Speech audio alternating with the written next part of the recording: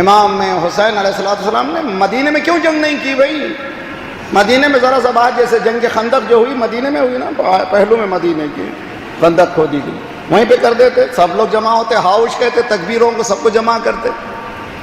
یا مکے میں گئے تھے، مکے میں آواز بلند کرتے. مولانا نے کہنا مجھے ہاؤش کا انقلاب نہیں چاہیے، مجھے وہ انقلاب چاہیے کم ہوں زیادہ پہ چھائیں، کم ہوں جو صدیوں پہ چھائیں. آؤ تو میرے پاس وہ آ سکتا ہے جو چراغ کے بجھنے کے بعد بھی نہ اٹھے. سمجھنے کی کوشش کیجئے، یہ ہے ولایت.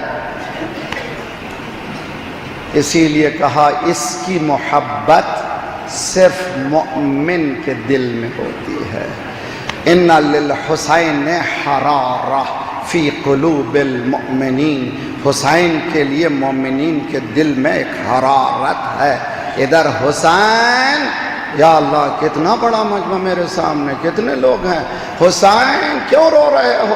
ارے باپ کے لیے روتے بھی ذرا شرماتے ہو، کون ہے پہلو میں کون نہیں ہے، ذرا سا منہ تو نہ بناؤ. لیکن حسین کوئی کچھ کر لے مگر مجھے رونا ہے، میرا چہرہ کوئی دیکھے یا نہ دیکھے مجھے رونا ہے. اس لیے کہ اس نام میں وہ مظلومیت ہے جس کے ساتھ میرے آنکھوں سے بے اختیار آنسو نکلتے ہیں.